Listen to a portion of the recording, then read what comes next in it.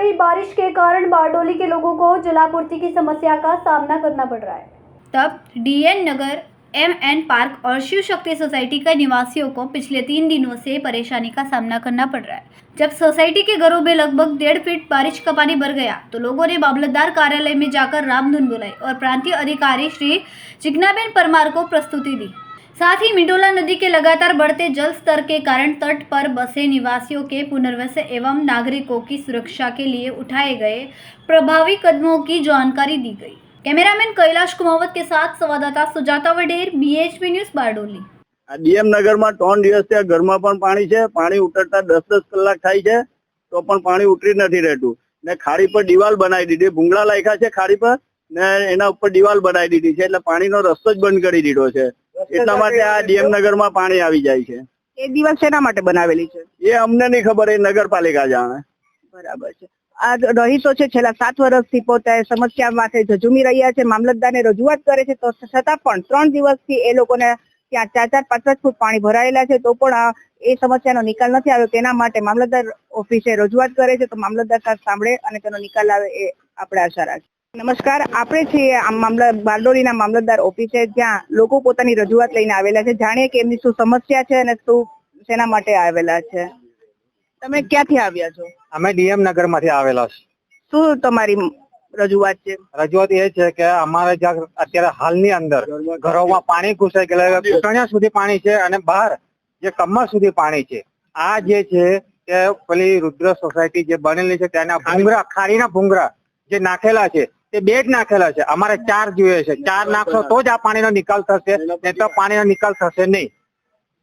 કેટલા સમયથી આ તમને સમસ્યા છે? અમે 7 વર્ષથી સમસ્યા છે। 7 વર્ષથી આ પાણીનો આવવાનું 7 વર્ષથી સમસ્યા છે અને હજી એ કોઈ ઉકેલ નથી આવ્યો? કોઈ ઉકેલ આવ્યો નથી। અમે એ કહીએ છીએ કે આનો કોઈ ઉકેલ લાવે। તમને 7 વર્ષથી આ સમસ્યા છે અને પાણીને લીધે તમે આજે 3-3, 4-4 દિવસથી ફસાયેલા છો તો તમે મામલતદારશ્રીને શું રજૂઆત કરવા માંગો? અમે રજૂઆત કરેલી છે પણ અમારી રજૂઆત કોઈ સાંભળી નથી, સાંભળતા જ નથી કોઈ। બારડોલી તાલુકાના જાંબોર ગામની શિવશક્તિ સોસાયટી તથા નગરની ડીએમ નગર અને એમએન પાર્ક, આ 3 સોસાયટીના રહીશોએ આજે કચેરીમાં આવીને એમના ઘરોમાં જે પાણી ભરાય છે એના માટે રજૂઆત કરેલી છે।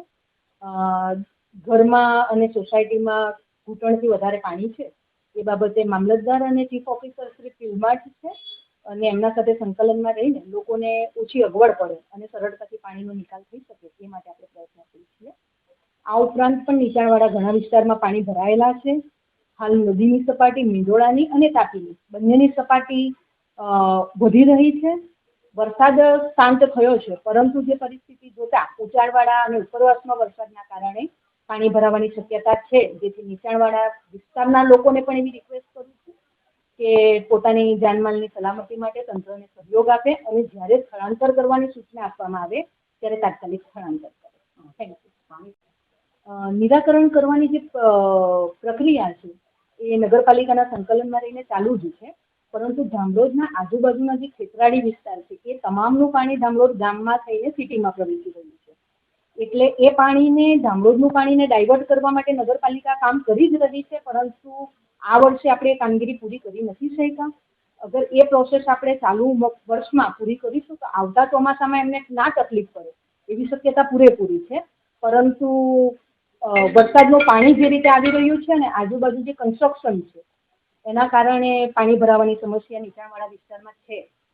આપણે તંત્ર દ્વારા લોકોને અગવડ ના પડે એ રીતના પ્રયત્ન કરી રહ્યા છીએ। અત્યારે જે પાણીનો ફ્લો આવી રહ્યો છે તો સાત સુધીમાં કેટલું વધવાની શક્યતા છે અને એના માટે શું પગલું છે?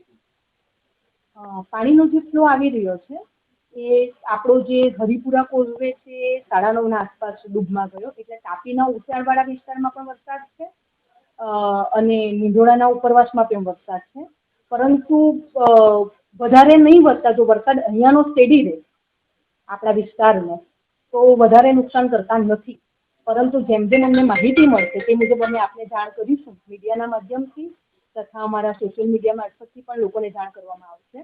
ફક્ત લોકોની એવી અપીલ છે કે વર્ષોથી અમે અહીંયા રહીએ છીએ અને આ નહીં થાય એવા ભ્રમમાં નીચાણવાળા વિસ્તારમાં અને નદી કિનારાના લોકો તંત્રને સહયોગ આપે અને જ્યારે સૂચના આપવામાં આવે ત્યારે નજીકના શેલ્ટર હોમના અંદર સ્થળાંતર